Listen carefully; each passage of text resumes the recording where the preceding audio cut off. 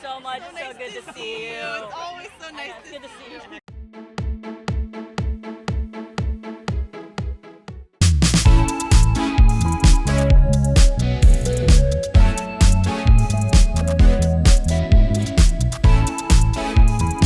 High School Musical, the musical, the series, season 3 premiere. It's a beautiful night in Hollywood. Oh my gosh!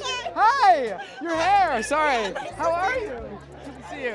Lots of people here, lots of old friends, and yes, it's a great night. Watched it at midnight, even though I'd already seen it. Have you heard from your family and friends? What is it like now?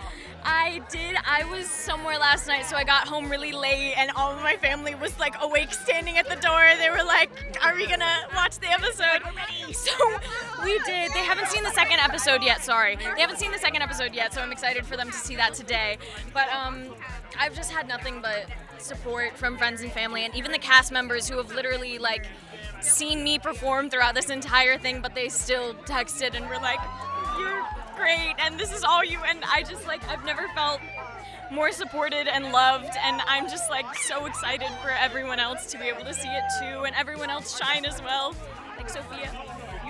It doesn't feel real, to be honest. I woke up this morning and honestly I was surprised I could even fall asleep last night, because this is incredible. I mean, it's such an amazing franchise, from High School Musical to High School Musical, the musical, the series. It's such an amazing cast, and Tim runs it so beautifully that just being a part of something like this feels incredible, and it's an honor to be here. Right now, we are at the premiere of High School Musical, the musical, the series, season 3. I'm so excited. I'm literally so nervous. I'm like shaking. I'm scared. I'm happy. You pay attention to the love for your characters' relationships online. Like, what do you think about what's going on? I try to stay out of it, and my parents are always like, "Don't go on Twitter after like something releases." But I definitely see what people are saying, and I think it's just so cool that they're so dedicated to the show and that they have such a passion for each pairing of characters that I'm with. You know, if I'm tagged in it, I'll try to see it, but you know, I'm as informed as I can be. Corbin, stop it! Stop! So do you. But see, this is what I'm talking about.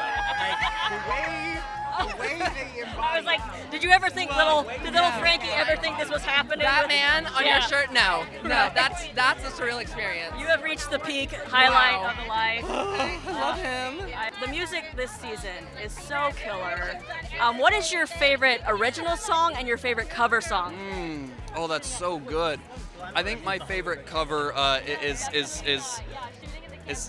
well, I actually can't say what it is, but I will say my favorite cover is a duet that I get to do with Sofia this season, and it's so fun and adorable, and it's a great little moment. So in the favorite original, I mean there's so many amazing songs.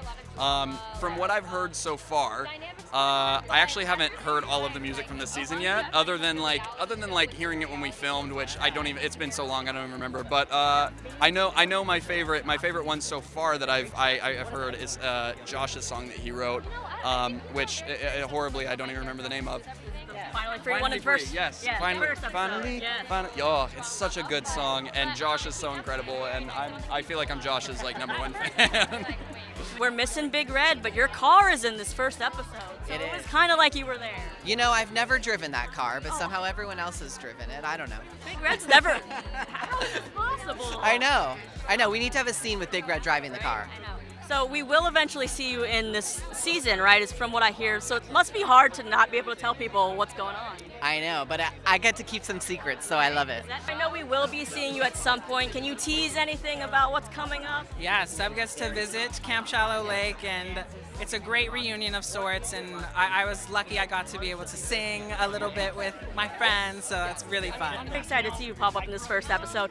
Miss Jen is now just kind of like, her arc has been so great. Now she's this fountain of wisdom that everybody is coming to. What was it like filming those scenes with Olivia for this first episode? It was so wonderful to see her because, of course, a lot has happened in her life recently, and you know, she still is the same sweet soul that she was when we started this show. And so it was so great to just have that time with her to connect where we always have connected.